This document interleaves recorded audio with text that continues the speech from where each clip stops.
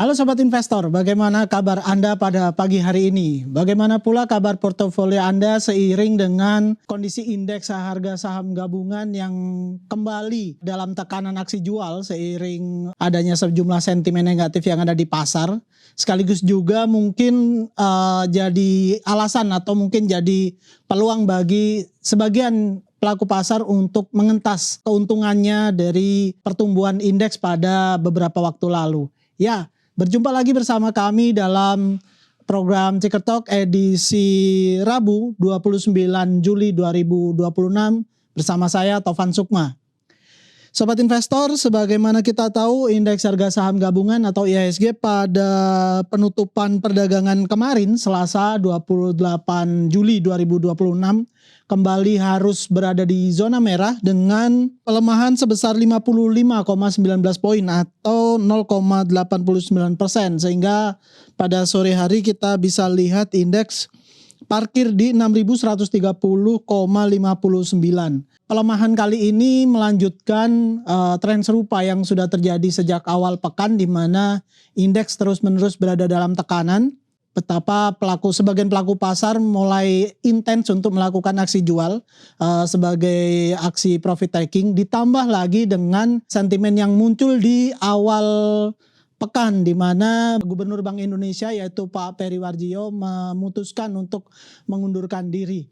Nah, untuk membahas sejauh mana sentimen dari Bank Indonesia ini bisa mempengaruhi kondisi di pasar saham domestik, kita sudah tersambung dengan investment spesialis dari PT Koran Investment and Sekuritas Indonesia atau KISI Sekuritas, yaitu Mas Azhari Sardian atau biasa disapa Mas Aza.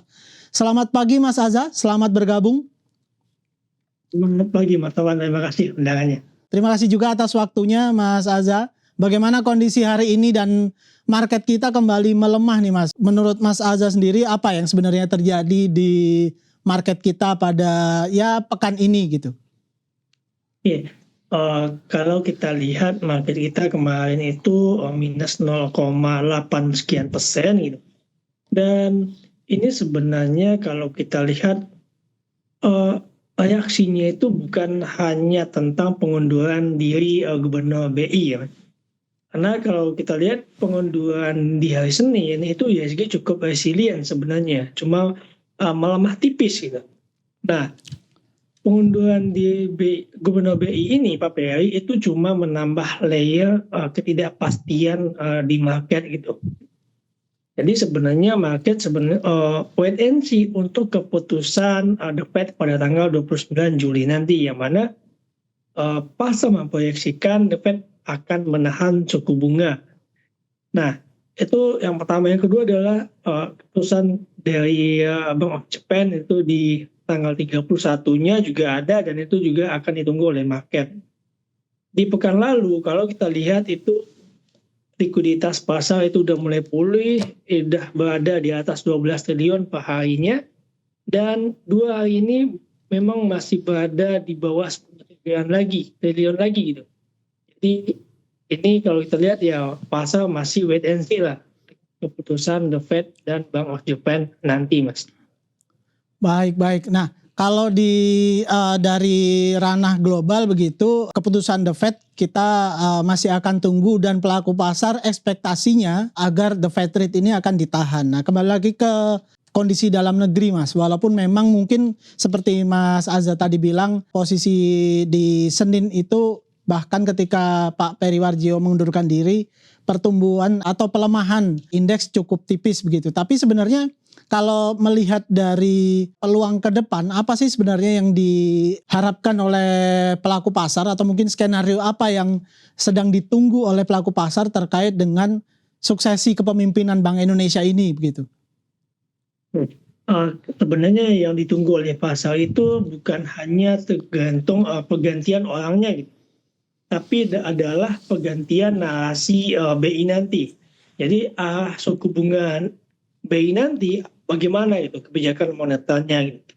Dan di hari Senin tersebut PLT Gubernur BI juga udah menyampaikan itu bahwa kebijakan BI ini tidak berubah. Jadi itu kita tahu akan sama dengan eranya Pak Peri. Dan di hari Senin itu juga Presiden juga mengundang ya KSSK gitu untuk mengkoordinasikan kebijakan moneter dan fiskal, serta ini nyambung nih dengan impact-nya ke real ekonomi nanti. Karena kalau kita lihat sebenarnya loan growth kita udah mulai naik lagi, tetapi dari sisi manufacturing, dari sisi industri memang masih terjadi kontraksi. Nah, ini mungkin yang dicoba oleh Presiden koordinasikan antara fiskal, moneter, dan impact terhadap ekonomi bersama dengan tahan. Baik. Nah, ini juga disinggung oleh Mas Azan nih, kalau kemudian di pertemuan dengan Presiden Prabowo kemarin, selain dari anggota KSSK, Komite Stabilitas Sistem Keuangan yang kita tahu, isinya adalah Bank Indonesia, terus OJK, Otoritas Jasa Keuangan, dan juga Lembaga Penjamin Simpanan dan Kementerian Keuangan. Nah, ini sebelumnya kan kita lihat semuanya regulator nih Mas. Nah, untuk pertemuan terakhir, ternyata Presiden Prabowo melibatkan juga BPI dan Antara. Ini menurut Mas Azza sendiri seperti apa? Apakah ini memang langkah yang tepat, dan apa sih yang sebenarnya yang diharapkan oleh Pak Prabowo untuk kemudian juga melibatkan BPI dan Antara dalam konteks menjaga stabilitas sistem keuangan kita? Kita lihat koordinasi ini antara Bank Indonesia, OJK, LPS, dan Kementerian Keuangan, serta diajaknya BPI dan Antara, yang ada adalah Pak Roslani. Dan hasil tersebut kita mendengarkan konferensi pers adalah ini untuk mengkoordinasikan kebijakan fiskal dan moneter, memang pro terhadap growth gitu, pro terhadap pertumbuhan, dan karena dan Antara ini hadir memang kan untuk menunjang si pertumbuhan ekonomi yang dicanangkan oleh Presiden gitu. Jadi bagaimana kedua ini dari sisi moneter dan fiskal dari sisi Kementerian Keuangan ini sejalan dengan apa yang diharapkan oleh Presiden nanti. Tentunya ini memang diharapkan tetap menjaga stabilitas dari sisi nilai tukar dan keuangan di pasar Indonesia, seperti itu Mas. Baik. Nah, berbicara tentang stabilitas sistem keuangan nih, terkait juga mungkin stabilitas yang ada di pasar saham domestik kita. Seperti yang kita tahu dalam beberapa waktu terakhir kan sentimen dari keputusan S&P, terus kemudian MSCI dan sebagainya itu cukup memberi pengaruh yang relatif kuat begitu. Nah, dengan kondisi yang sekarang tadi juga Mas Azza sudah sempat sampaikan bahwa clue-nya atau mungkin poin yang paling penting lebih pada kondisi yang akan terjadi di The Fed. Nah, ini sebenarnya kalau dari sentimen S&P sendiri terus MSCI dan sebagainya ini apakah memang sudah melandai atau pelaku pasar masih menunggu kabar terbaru atau seperti apa Mas? Kalau untuk S&P sebenarnya kan kita udah lihat ya outlook kita itu masih stable gitu. Dan untuk MSCI kita masih menunggu sampai November nanti, dan rating ini sebenarnya udah masuk fase price-in gitu. Dan S&P udah memberikan outlook stable dan dampak positifnya sudah diserap nih oleh pasar pada pekan-pekan sebelumnya. Dan untuk Moody's dan MSCI itu masih di 4 bulan ke depan, di bulan November gitu. Jadi cukup jauh menjadi driver jangka pendeknya. Nah, tapi cukup untuk asing itu masih menimbang-nimbang lah untuk kalkulasi portfolio kuartalnya, karena ini sudah memasuki kuartal ketiga gitu. Iya benar, memasuki kuartal ketiga. Dan dinamikanya sebenarnya mirip dengan situasi Brazil ketika pasca upgrade Fitch dulunya 2008. Begitu keputusan diumumkan, euforianya berlangsung singkat dan pasar kembali ke fundamental. Jadi artinya investor yang masih menunggu katalis dan lembaga rating ini untuk masuk sudah terlambat nih membaca momentumnya. Ya, yang relevan sekarang adalah apakah momentum struktural IHSG bisa dipertahankan sambil menunggu konfirmasi di berikutnya nih Mas. Baik. Jadi kalau menunggu momentum nantinya di November sepertinya akan tertinggal begitu ya Mas Azza ya. Jadi harus mulai bergerak atau mungkin bersiap sejak saat ini gitu ya. Ya. Baik. Nah, terkait juga positioning investor nih dengan kondisi yang demikian bahwa kemudian jangan sampai nunggu MSCI di November juga gitu.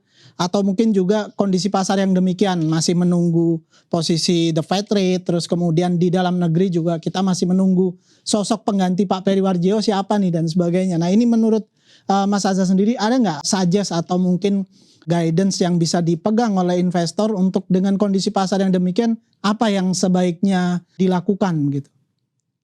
Oke, kalau kita lihat dari sisi ISG pun secara teknikal itu udah overbought gitu ya. Mungkin ya ini masih pasti koreksi dulu. Dan di beberapa saham yang market cap-nya yang besar itu sudah overbought juga. Jadi kita sebenarnya bisa memanfaatkan buy on weakness. Ketika dia itu tidak membentuk lower low, itu malah positif untuk nanti pergerakan ke depannya karena membentuk wave baru. Jadi kita bisa buy on weakness ini ya, buy on weakness terhadap saham-saham yang kemarin atau di pekan lalu itu rally. Nah, secara sektoral ada dua yang bisa diperhatikan nih, karena ada sektor gold, emas-emasan, dan sektor cyclical gitu. Lalu ini juga bisa menjadikan momentum karena di pekan ini bakal rilis laporan keuangan nih sampai tanggal 31 nanti. Jadi sampai hari Jumat pasti akan banyak laporan keuangan yang akan rilis. Lonjakan-lonjakan pendapatan dan laba bersih memberikan efek jangka pendek nih untuk lompatan harga. Jadi itu udah kejadian seperti tadi kemarin itu ada BMRI, terus ada Arto, gitu. Itu udah memberikan efek kejut nih di opening, itu bisa dimanfaatkan lah, gitu Mas. Baik. Ini suggest yang cukup menarik ini bahwa dalam seminggu ke depan dengan adanya tren laporan keuangan terbaru ini juga cukup menarik untuk dimanfaatkan begitu ya Mas Azza. Ya, karena waktu yang terbatas, sayang sekali kita harus sudahi dulu perbincangan kali ini. Terima kasih banyak atas waktu yang diberikan oleh Mas Azza. Dan semoga apa yang disampaikan tadi, segala analisisnya, suggest, dan mungkin rekomendasinya bisa menjadi masukan lebih. Atau mungkin pertimbangan lain bagi investor sekalian untuk mengawali perdagangan pada pagi hari ini. Sampai jumpa di lain waktu. Mas Azza, selamat pagi. Sampai jumpa Mas, terima kasih. Selamat pagi. Selamat pagi. Baik Sobat Investor, demikian tadi perbincangan kita dengan investment spesialis dari PT Korean Investment and Sekuritas Indonesia atau KISI Sekuritas, yaitu Mas Azaris Hardian. Semoga apa yang beliau sampaikan, segala analisisnya, segala informasinya, dan juga suggest-nya terhadap kondisi market yang ada saat ini bisa dimanfaatkan semaksimal mungkin oleh Sobat investor sekalian untuk menata strategi, menata segala hal atau rencana yang akan dilakukan sebelum market dibuka pada pagi hari ini.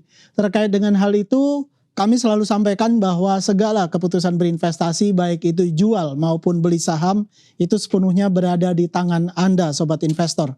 Maka yang bisa kami sampaikan adalah bijaklah dalam berinvestasi.